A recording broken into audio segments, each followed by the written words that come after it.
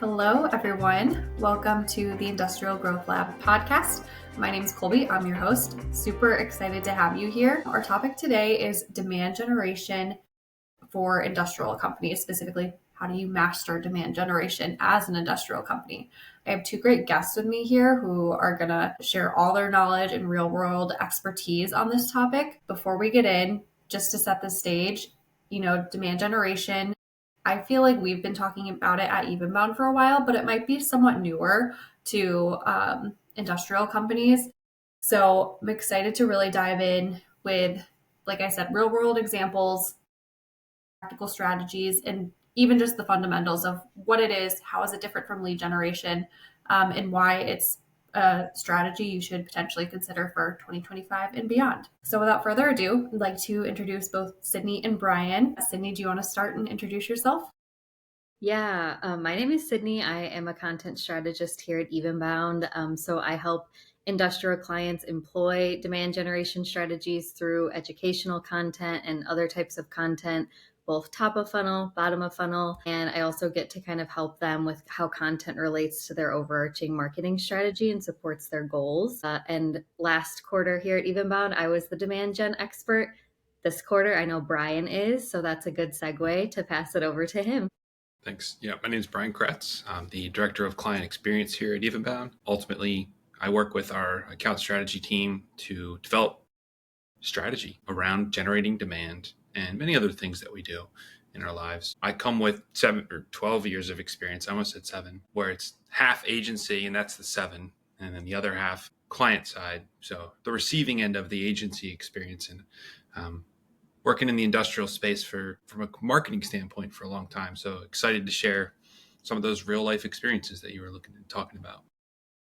Yeah, I love that you have both held subject matter expert positions around this topic. You really know we have like the best of the best in this conversation today. Before we dive in and get too serious, I do just like to break the ice and ask a fun question.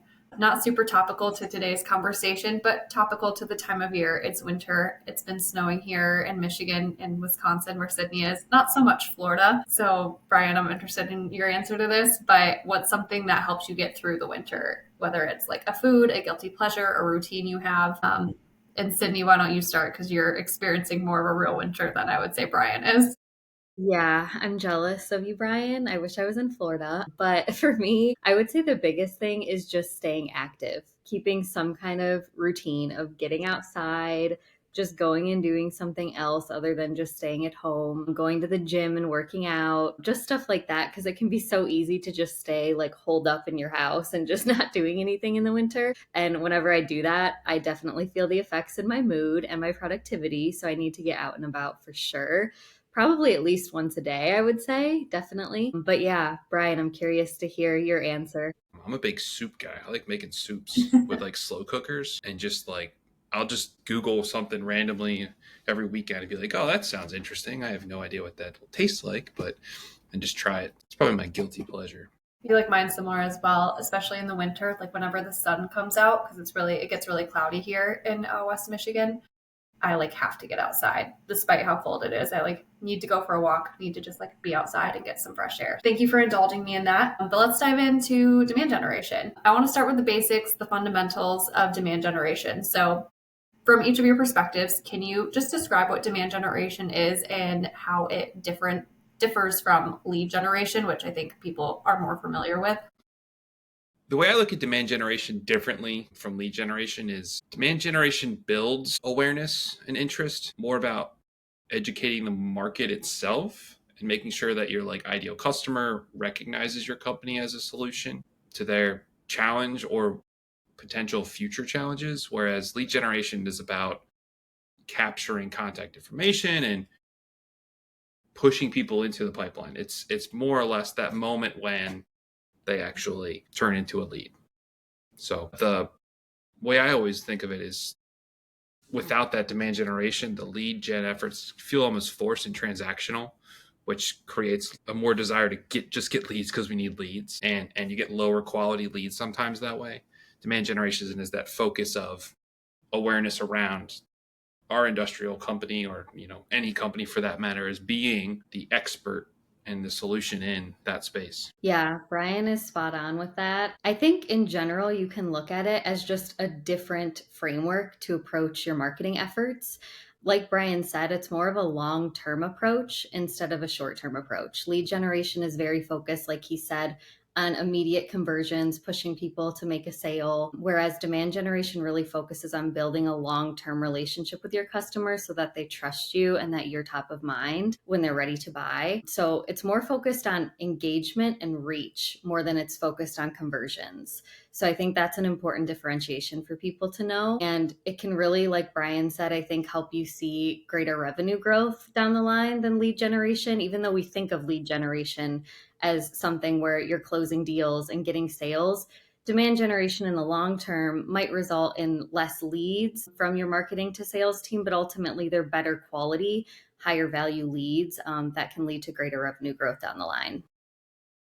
Yeah, I love that. I think those were very clear definitions and descriptions of what demand generation is. When we think of misconceptions of demand generation, what do you often see? Where do people get confused or struggle to really grasp what this concept is? I think one of the biggest ones that honestly I can relate to when I first started diving into this is that it's just a buzzword and that we're just trying to use different terms for the same type of thing. But I do think that it makes a lot of sense. And there actually are a lot of key differences between demand gen, lead gen, and other tactics. So I think kind of learning about the approach can dispel some of those feelings of this is just a new trend. I think when you look at how complex and long the sales journey is and how buyers nowadays really want to go about the buyer's journey very independently, it makes a lot more sense than the traditional lead generation framework that we've gone by for so long. I also think another misconception slash like scary part of demand generation is the fact that it can result in less MQLs or marketing qualified leads going to your sales team, which we can maybe dive into a little bit later in the conversation. So that can feel a little bit scary because you might be used to having to hit a certain MQL goal every single month. And the thought of lessening that or giving less leads to your sales team can be a scary change to make. But ultimately, like we kind of said with the last question, those will be higher quality, direct declared leads that will result in greater sales for your sales team.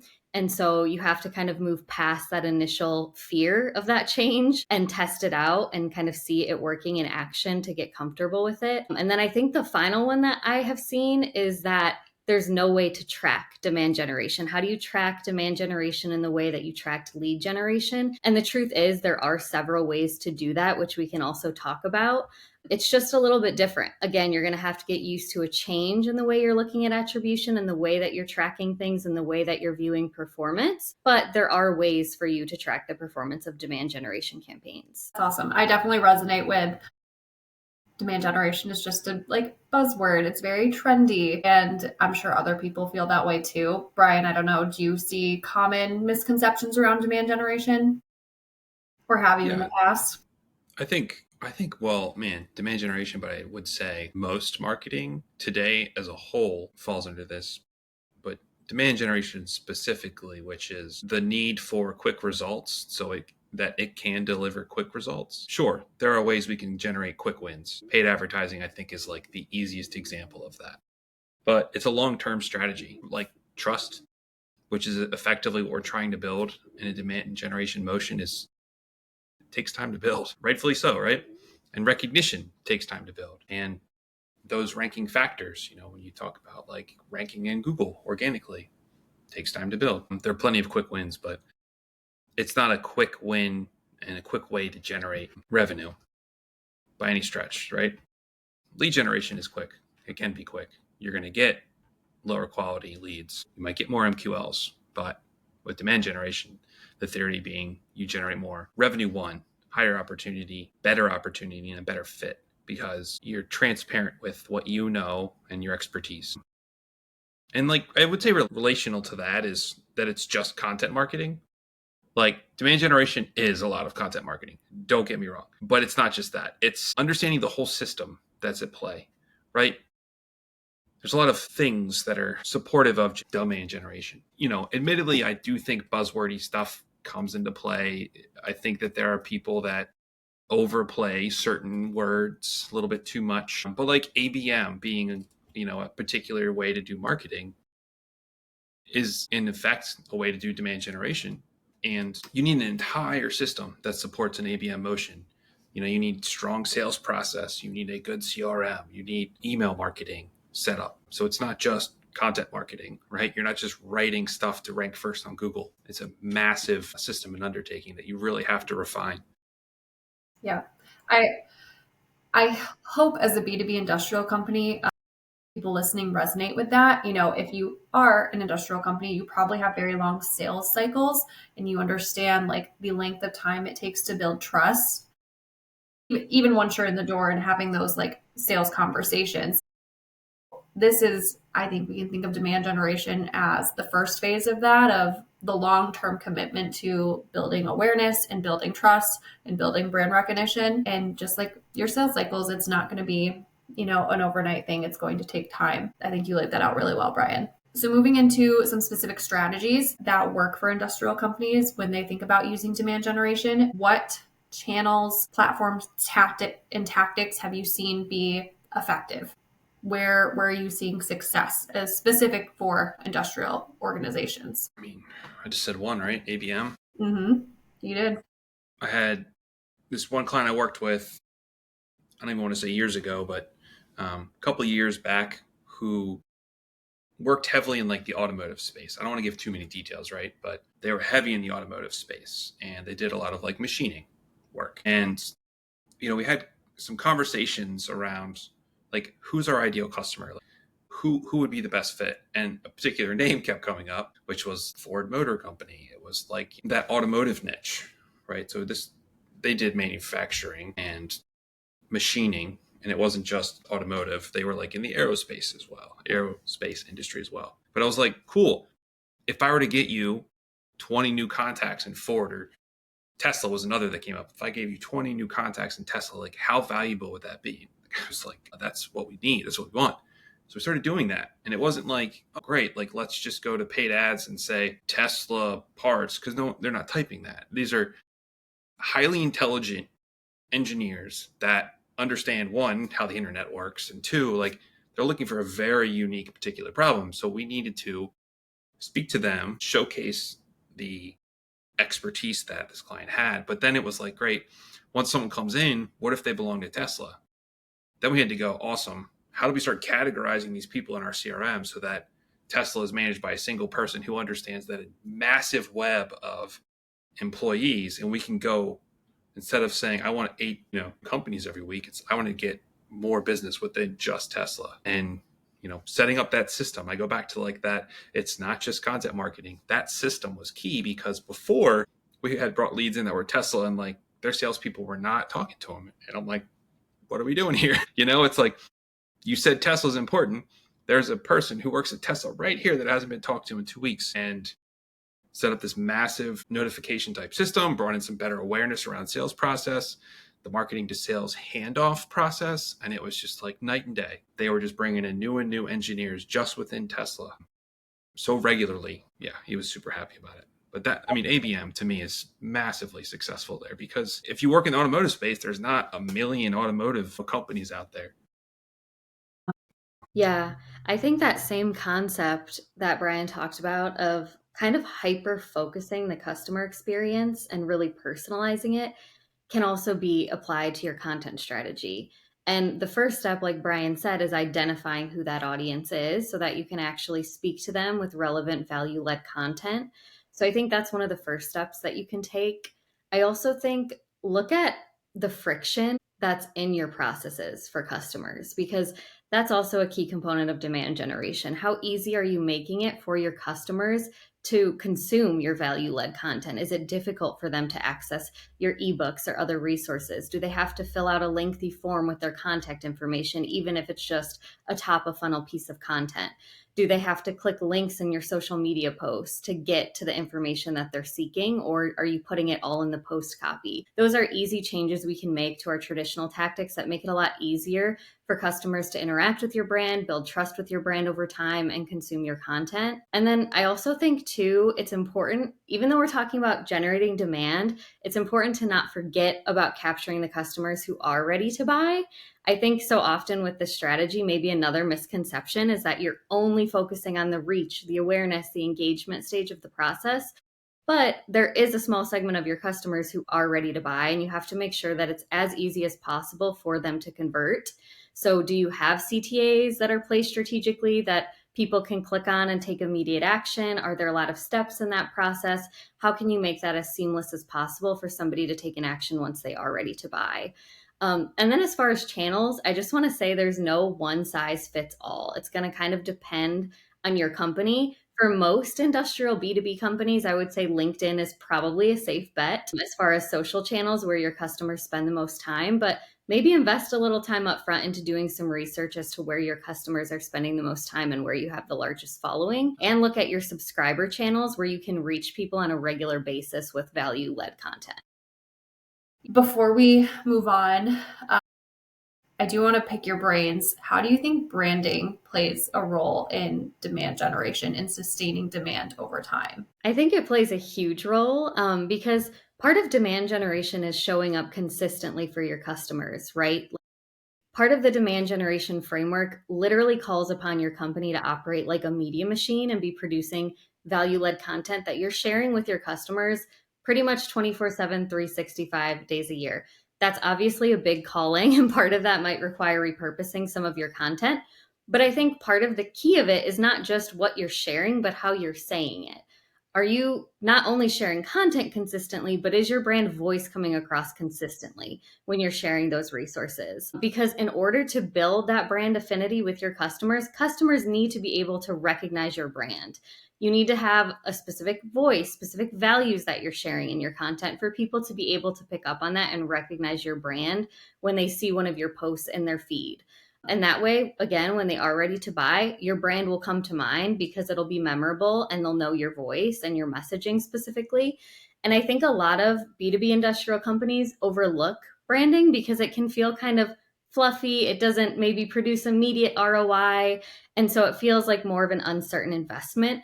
But really, laying that foundation plays such a huge role in the effectiveness of your content and how much brand affinity you can build with your target customers.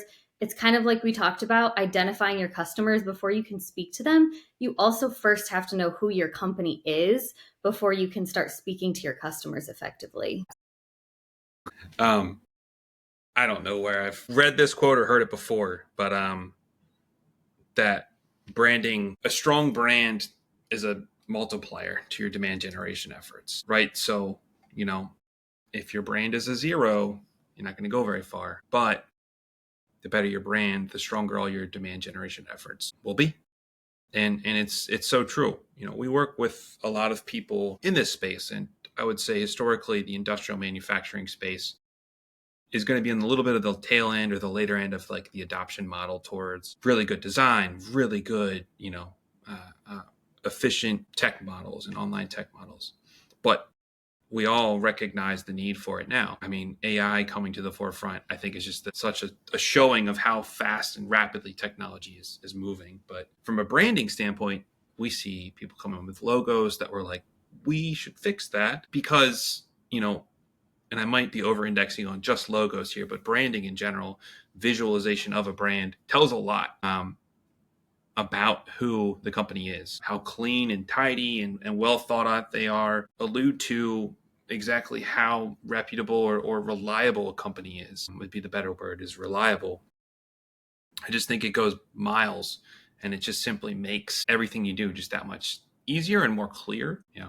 I don't know where I heard that quote before, though. It's the brand, multiplies all demand generation efforts. It's a multiplier of. I think that's an important message. And it reminded me of a quote I had seen towards the end of last year from someone who works at Google when there was a big algorithm change and, all these AI overviews generated in Google and, the zero click search results becoming more and more relevant or prevalent. The quote was, the best thing you can do for your company is to grow a brand outside of Google. So if you're still running very traditional inbound marketing efforts, like you're behind, because the best thing you can do is build a brand outside of Google outside of, oh, we write a blog and it ranks and then people come to our website and they download this content offer.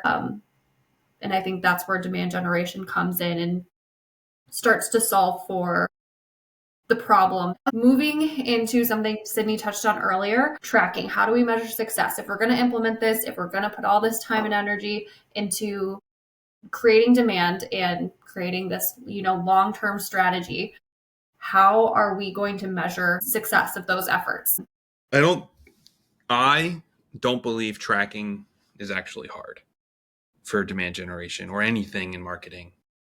But I think that's because I come from having tried to do it 15 years ago, when anyone who tried to track anything back then, we were struggling with anything beyond having unique landing pages for unique things.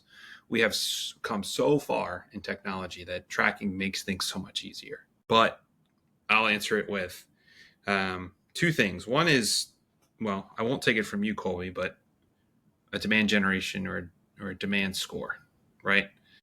And I don't know if you plan on talking about that, so I won't steal your thunder, but basically, instead of saying, where did all these leads come from? Let's just look at the base metrics of what we are doing. And I think, Sydney, you had alluded to some of this. It's reach, it's impressions, it's, those types of metrics that 5 years ago were called vanity metrics. And even still today, when the inbound marketing motion, it's almost like a vanity metric where it's like, that's not generating leads. But look at all those metrics and then say, great, how do we just assign a score to that? What's going to give us an A or a B or an F on this week or this month? And then the other for me really is, I go back to CRM a lot, but having a really polished tech stack where all of these things that you're doing, your website, your CRM, and your marketing efforts are in one place, or at least that they communicate together flawlessly. When they don't communicate and that tech stack is disoriented and disconnected, you will have dirty data. You will not be able to look back at your data and say, man, you remember that podcast we did on industrial, demand generation? Well, it generated all this noise over here and this talk and this great conversation. And out of it, we saw these people going to this blog and this landing page from the link that was over here on, LinkedIn. Without having those tech stacks connected, you will know none of that. And then you'll just look at it and go like, I don't know. We got leads though. That's good. So then you can't put energy and effort back into the thing that actually did something, that actually generated demand for your business. Yeah. I see that apply to just dark social channels in general, which refers to like social media channels, word of mouth, even like work Slack channels and stuff like that. A lot of companies are kind of scared of those channels because historically they're difficult to track. Demand generation does call on companies to invest in those channels because the truth is that's where a lot of your customers are spending their time and that's where they're talking about your company. And traditional software attribution likely does not pick up effectively on those channels. There's been research done kind of comparing that to self-reported attribution on forums, for example, and there is a big difference. And so I think a lot of companies are afraid of investing in that because they don't know how to track it. And so I think considering whether adding self-attribution on forums would be viable for your company is a great place to start. Simply asking people where they first heard of you and tracking that over time to see where it lies can be super helpful.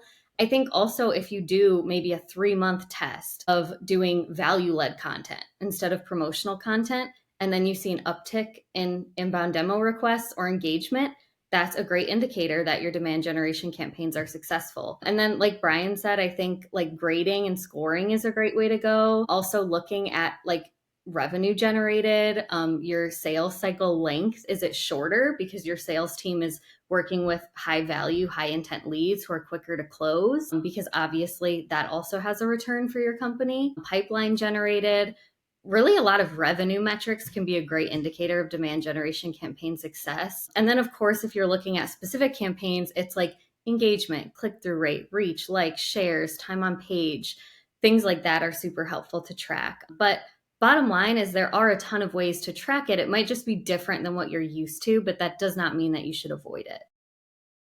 Yes, I love that. Don't avoid it. I think it can seem scary that, oh, like I'm never going to know that there are Slack conversations going on talking about my brand. So like, what's the point in even trying to like wrangle that information? But Brian alluded to this, like for Evenbound, we keep it pretty simple. Like, where did we spend our efforts generating demand? Did we create a YouTube video? Did we do a podcast? Are we sending emails? Are we posting on social? All that good stuff. And then really using a CRM, again, like Brian mentioned, to report on that. So it doesn't have to be crazy or difficult. I think some time invested in setting up those systems, those CRMs, deciding what metrics you want to report on to create demand, all are steps in the right direction. But I think you both did a great job explaining your answers and being really thorough. So I hope people that have listened to this aren't as scared to, invest in this because reporting might not be there or it might be difficult, because it really doesn't have to be. Okay, before we totally wrap up, I want to give people listening something to, like, a next step. Like, if someone's listening to this and they're like, okay, yes, in 2025, we're going to start investing in demand generation. What's a piece of advice, a common, like, misstep you see people take that they could avoid, or just any words of wisdom for getting started and setting yourself up for success with demand generation? You should just take your time. This doesn't have to be an overnight switch. Obviously, it can be exciting to learn about this approach. It probably sounds like it will more effectively reach your customers, but your leadership team might take a little bit of time to adapt to this, right? Because if you're in a marketing seat and you're having to explain this to maybe some executives, you're having to make the case for making the switch and reallocating some of your marketing budget to different channels, or taking on a new content strategy, for example, don't be afraid to do a test period of maybe 3 to 6 months. Compare the results that you're seeing. Maybe start by allocating 30% of your budget to demand generation and keeping 70% toward lead generation efforts. Making the switch gradually, I think, just makes the transition more seamless for everybody involved. It allows marketing and sales to have time to get aligned. It allows your leadership team to have time to see the results. And then everybody feels more comfortable with it moving forward. And you can move forward with confidence, knowing that it's going to produce the results you want, versus feeling a little bit uneasy and unsure if you can actually prove that it works. So take a little time with it. I know we all want to see results right away, but again, this is a long-term approach. So you're in it for the long haul. You might as well take a little bit time up front to make the transition as seamless as you can. Love it. What do you think, Brian? Two thoughts. I mean, one, for me, it's. I think that there's a bit of a theme of what you two had kind of just said, and some of your recent points around don't like overthink things, right? Like, this doesn't need to be such a massive undertaking. We have I have a bit of a saying is start fast, learn fast, and fail fast, right? As part of that. So like, don't be scared to start something without knowing all of the details, because you're already starting and therefore you're not just stuck or standing in place. So to give a more, I think, direct example of how to do that, one is like, okay, most of the time there's someone at your company who's a thought leader in your space. If not, you're probably not doing too hot, right? So who is that person? Identify them. If they're not a great talker or a great writer, or maybe not charismatic in a sense of like they can put something up on LinkedIn, talk to them and like just say like, what's going on? Often you'll hear salespeople have a really good finger on the pulse of what people are asking. Start answering those questions on LinkedIn. Like, it doesn't have to be rocket science unless you do rocket science, but like, just post some of that stuff out there. Start conversations, right?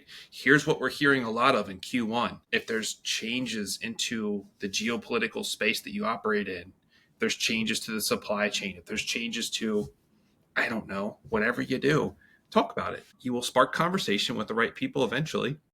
It's not going to be day one, but it can't be day 90 if you don't start on a day one.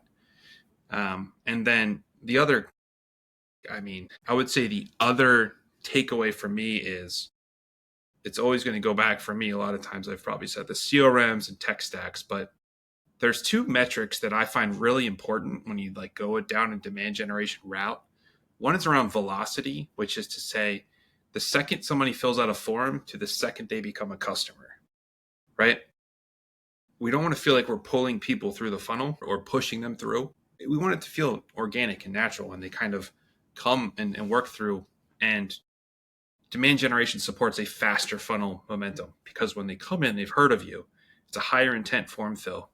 So the effect of demand generation is the time from lead to MQL, SQL, opportunity, customer. You can skip all those steps if you need to and just say the time from lead to customer goes from 6 months to 5 months, whatever it may be in terms of the sales cycle length. Velocity is a huge one that I think gets overlooked. And I think it's one of like the key cornerstones to why people do demand generation. Yeah, I think that's a good point. And, velocity isn't something I really consider too much either. But if you put the effort into demand generation, the energy and effort into that, you are going to see benefits throughout the sales cycle.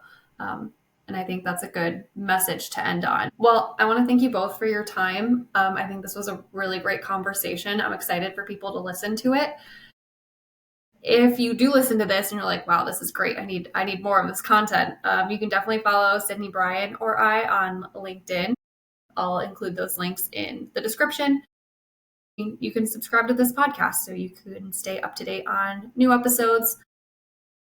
We're going to keep it very specific to industrial B2B manufacturing companies. And so if that's you, odds are we're going to talk about something that's relevant and of interest to you. So thank you both. I appreciate your time, and thank you everyone for listening. See ya.